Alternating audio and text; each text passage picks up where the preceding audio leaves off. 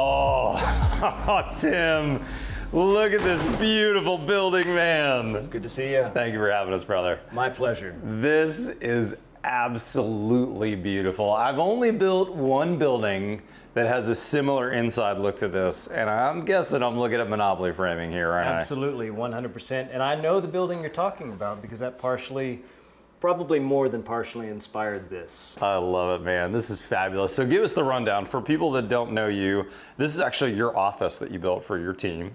I did a lot of research, watched a lot of your videos, and came up with this methodology of utilizing your Monopoly framing while also expressing the structure in a fairly unique way. So this is right out of the architect's mouth, expressing the structure. Mm-hmm. For me, it means all the bones of the house are exposed, right? And this is an office, but this could have been a house. I built a house in the same kind of idea. This is just regular 2x framing, right? There's nothing special here. There's no weird components you had to get made that you bought at a local lumber yard. Yep. And then your framers put it together in a thoughtful way, right? Yeah, that's pretty much it. So it was the idea here is I wanted to be able to build it myself. Mm-hmm. I wanted to be the builder. Not that I was going to be better than a builder, but I wanted to be able to have that experience under my belt. Yeah. That I'd learned something. Smart. And save a little money. So that's the way I did it. So the idea was that I would buy components that I would be able to get locally from either like a lumber yard or even a hardware store, and nothing much more special than that. Yeah. I didn't want to use specialty timber framing or anything like that. That would be a high premium, and I'd probably screw it up. So walk me through the individual components. I'm guessing this is maybe just 1/2 inch or 5/8 or 3/4 CDX sheathing. Right. Yep. And then it looks like on this wall, you've got standard 24-inch on center 2x6s. Am I seeing that right? Now what's happening though at the top? Because this isn't your standard platform framing, double top plate kind of deal going on here. Keen observation. Yeah, so if I was going to go and expose the framing, I wanted the framing to feel designed. Mm-hmm. And so I designed every stick of the house to be, going back to the idea of being expressive, but to have some sort of compositional beauty to it, at least in my opinion. So we turned the top plate up because it would form not only a band that created a datum line all the way around the top. So that's not, is that continuous or is that individual blocking? That is continuous. That is continuous. Okay, so then did you notch those studs to accept that? Yeah, okay. We notched the studs.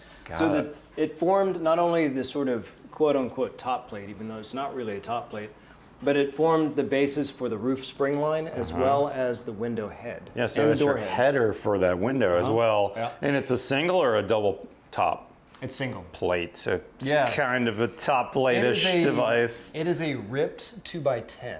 Okay. So for the 2x10 to land and meet the top of the spring line for the rafters. Oh, you ripped the top at an angle. It had to be ripped, and it had to be ripped at the angle of the roof line. Oh, I love that idea. So that made this whole band tie together with the bottoms of the rafters. So it's like a 412 pitch on the roof, maybe-ish? Yeah, you nailed it. And then you just ripped that 2x10 with that same pitch. Mm-hmm. So now your top sheathing nails right down into that. Exactly. And man, it looks really pretty. Plus it also, I didn't even think about it, that also forms your header above your windows and doors. So now you don't have to do anything weird or double header or timber strand or something else that would be, maybe not look good in here, so that everything really is just natural lumber looking in here. Exactly, and it minimizes the number of pieces while it also sort of accentuates the structure itself as a design element. I love it. Now, it was risky because who am I to work with a tolerance like that? And on this door in particular. Did you frame the house yourself or the project yourself? I certainly oversaw the framing. Okay. And I certainly cut some of the pieces myself because you had a crew come by. I had a crew come by, but I wasn't going to ask him more than I was already asking him to do. Got it. So, fun fact, I didn't know this as an architect. You probably do, but the way that a lot of framers put framing together is by beating the crap out of it with a hammer. And not only any hammer, but a hammer with a waffle face. Yeah. And I don't see any waffle marks on this framing at all. No, so once I saw them doing that with a couple of pieces of the lumber, I had to step in and ask very kindly. Did they move lumber with the claw side of their hammer? Yeah. Yeah. Yeah. So and I don't see any claw marks either. No.